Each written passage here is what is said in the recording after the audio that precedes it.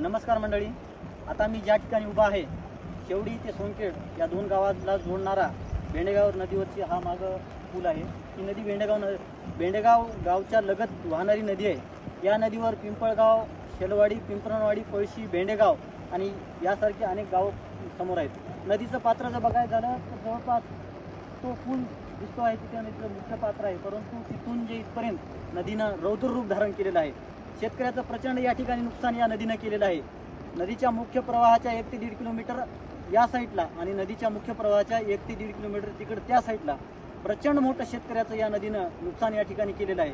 नदीनं अतिशय आपण पाहू शकता नदीनं अतिशय रौद्र रूप या ठिकाणी धारण केलेलं आहे। या रौद्र रूप या पाण्यामध्ये या शेतकऱ्याचं केवळ पिकाचं नुकसान झालेलं नाही, अक्षरशः जमिनीमधली माती देखील या ठिकाणी वाहून गेलेली आहे। जमीन अक्षरशः नापीक झालेली आहे असं आपल्याला म्हणता येईल, कारण पाणी इतकं भयंकर आहे, इतकं प्रचंड पाऊस या ठिकाणी ढगफुटी सदृश्य पाऊस या ठिकाणी झालेला आहे की या पावसानं शेतकऱ्याचं काहीही बाकी ठेवलेलं नाही। या निमित्तानं मी सरकारला एवढीच विनंती करेल, कृपया शेतकऱ्यांना भरीव मदत आपण या निमित्तानं देण्यात यावी, कारण मराठवाड्यातला शेतकरी हा पूर्ण कोलमडून पडलेला आहे।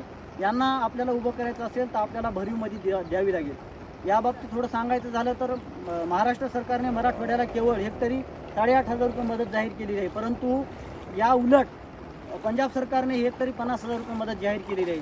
महाराष्ट्राचं आर्थिक बजेट एवढं प्रचंड मोठं आहे, एवढा निधी आपण केंद्र सरकारला पुरवतो, महाराष्ट्र एवढा निधी कोणताही राज्य पुरवत नाही, परंतु या महाराष्ट्रावर त्या केंद्र सरकारचा विकोप झाला आपल्याला असं म्हणता येईल, कारण केंद्र सरकार सुद्धा या ठिकाणी आम्हाला निधी द्यायला तयार नाही असं आपल्याला थोडक्यात म्हणता येईल। सरकारकडं व्यतिरिक्त योजना काढण्यासाठी भरपूर पैसे आहेत, परंतु शेतकऱ्यांना देण्यासाठी पैसे या ठिकाणी नाहीत। लाडकी बहीण असो, इतर वेगळ्या योजना असो, यासाठी सरकारकडे भरमसाठ निधी आहे, परंतु शेतकऱ्यांना देण्यासाठी या सरकारकडे निधी नाही।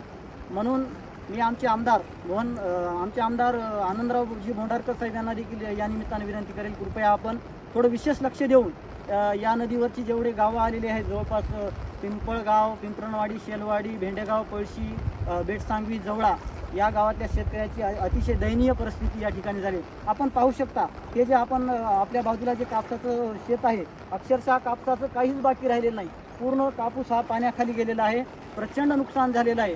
निसर्गाचा देखील नियम आपल्याला कसा म्हणता येईल, शेतकऱ्यांना इतके दिवस पेरू दिलं, उगवू दिलं, फवारण्या करू दिल्या, खत टाकू दिल्या, परंतु जेव्हा काढायची वेळ आली तेव्हा निसर्गानं आपल्यावर कोप केलेला आहे असं आपल्याला म्हणता येईल, कारण इतके दिवस निसर्गानं आम्हाला पाहिजे ते दिलं, परंतु आता जेव्हा आम्हाला घ्यायची वेळ आली तेव्हा मात्र निसर्गानं आमच्यावर विकोप केला असं आपल्याला म्हणता येईल।